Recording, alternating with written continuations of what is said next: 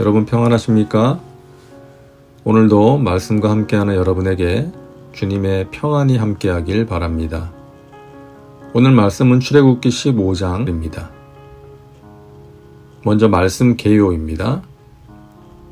1절부터 18절은 홍해를 건너고 나서 모세가 놀라운 일을 행하신 하나님을 찬양하는 내용, 모세의 노래이고 19절부터 21절은 미리암의 노래입니다. 다음은 말씀 묵상입니다. 오늘의 묵상 포인트는 모세와 이스라엘 백성들의 노래입니다. 홍해가 갈라지는 경이로운 하나님의 역사 이후에 모세와 이스라엘 백성들은 어떠한 반응을 보였습니까? 출애굽기 15장 1절입니다. 이때에 모세와 이스라엘 자손이 이 노래로 야훼께 노래하니 일러스되 내가 야훼를 찬송하리니 그는 높고 영화로우심이요 말과 그 탄자를 바다에 던지셨음이로다. 이것은 성경에 나오는 최초의 찬양시, 노래입니다. 하나님의 능력과 은혜로 홍해를 건넌 후에 그들의 입에서 감격의 노래가 흘러나옵니다. 아니, 터져나왔다고 하는 게 더 정확한 표현일 것 같습니다. 홍해를 가르고 자신들을 구원해 주신 하나님, 놀라운 권능으로 애굽 군대를 멸절하신 하나님께 감사의 찬양을 드린 것이죠. 이것이 찬양입니다. 찬양이란 주님이 베풀어 주신 은혜와 능력을 삶 속에서 체험한 사람이 그 마음에서 우러나오는 노래로 하나님께 영광을 돌리는 것입니다. 모세와 이스라엘 백성들이 부른 노래를 보면 모세의 성숙함을 발견하게 됩니다. 첫째로 모세는 홍해 앞에서 두려워하지 않았습니다. 모든 백성들이 쫓아오는 바로의 군대와 물결치는 홍해를 보며 두려워하면서 모세를 향해 원망의 말을 쏟아냈지만 모세는 하나님께서 너희를 위하여 행하시는 구원을 보라고 담대하게 외쳤죠. 하나님의 말씀을 들었기 때문입니다. 바로가 너희들의 뒤를 따를 것이다. 하지만 내가 그와 그의 군대로 말미암아 영광을 얻어 애굽 사람들이 나를 야훼인 줄 알게 하리라. 이처럼 하나님의 말씀을 들을 때에 두려움이 사라집니다. 담대함이 생기는 것입니다. 바울이 복음을 전하다가 로마로 압송될 때에 그가 탄 배가 유라굴로라는 광풍을 만납니다. 모든 사람이 두려워하며 죽었다고 생각할 때 바울은 담대하게 말합니다. 안심하라. 우리 중에 한 사람도 생명을 잃지 않고 배만 상할 것이다. 그런 긴박하고 두려운 상황에서 어떻게 이런 말을 할 수 있었을까요? 자신에게 말씀하신 하나님의 말씀을 들었기 때문입니다. 바울아, 두려워하지 말아라. 너가 가이사 앞에 서게 될 것이고 너와 항해하는 사람들을 다 내게 주었다. 이처럼 믿음은 들음에서 나며 들음은 그리스도의 말씀으로 말미암는 것입니다. 우리에게 주님이 주시는 말씀이 있으면 어떤 상황에서도 두려움을 이기고 담대할 수 있는 것입니다. 둘째로 모세는 철저하게 하나님만 높입니다. 노래의 내용을 보면 철저하게 하나님만 노래하고 있습니다. 하나님이 행하신 일에 감동하면서 하나님을 찬양하는 것입니다. 모세가 지팡이를 든 손을 바다를 향해 내밀자 바다가 갈라졌습니다. 바로와 대결해서 놀라운 이적을 통해 백성들을 애굽에서 이끌어냈습니다.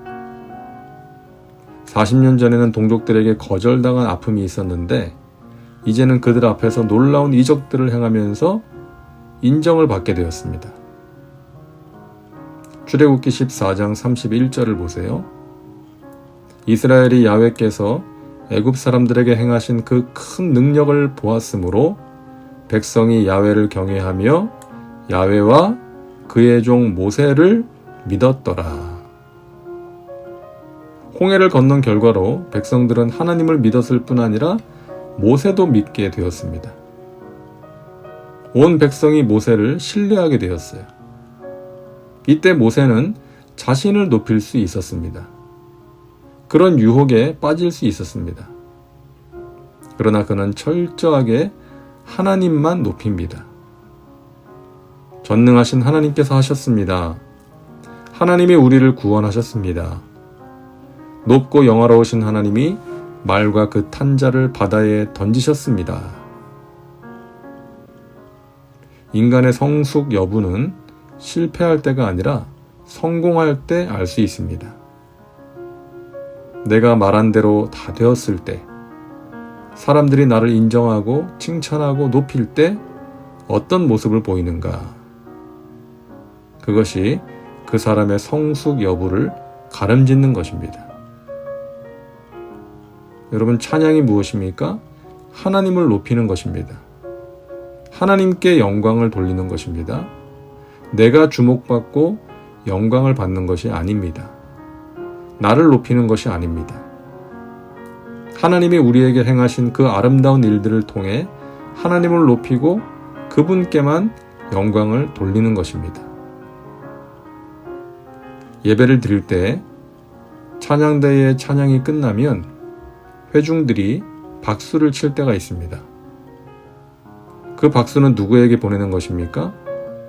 노래를 아름답게 부른 찬양대에게 보내는 것이 아닙니다. 잘 불렀다고, 감동과 은혜 받았다고 그들에게 보내는 박수가 아니라 찬양대가 찬양한 하나님께 보내는 감사와 영광의 박수인 것이죠.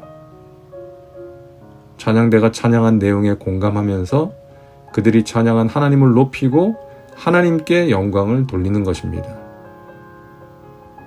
진정한 찬양은 믿음으로 드릴 수 있습니다. 누구나 노래는 할 수 있지만 하나님께 드리는 찬양은 믿음의 사람만이 할 수 있는 것입니다. 이와 같은 찬양이 우리의 마음과 입술에 그리고 우리의 삶에 넘쳐나기를 소망합니다. 다음은 말씀 적용입니다. 오늘 말씀을 통해 당신에게 주시는 메시지는 무엇입니까? 하나님께 마음으로 드리는 감사의 찬양이 사라지지는 않았는지 살펴보시고 회복하기 위해서 무엇이 필요한지 생각해 보시기 바랍니다. 당신에게 베푸신 은혜, 행하신 일들을 기억함으로써 하나님을 찬양하시기 바랍니다. 이제 기도합니다. 사랑과 은혜가 풍성하신 하나님, 오늘도 말씀과 함께 살게 하시니 감사합니다. 우리 안에 있는 두려움이 하나님이 주시는 말씀으로 떠나가게 하여 주옵소서. 우리에게 베푸신 하나님의 은혜와 행하신 일들로 인하여 하나님을 찬양하게 하여 주옵소서. 구원의 하나님, 능력의 하나님을 찬양합니다. 오직 하나님만 높이고 하나님께만 영광 돌리며 살게 하여 주시옵소서. 예수님의 이름으로 기도하옵나이다. 아멘. 오늘도 말씀과 함께 은혜 가운데 거하시기 바랍니다. 여러분 사랑하고 축복합니다.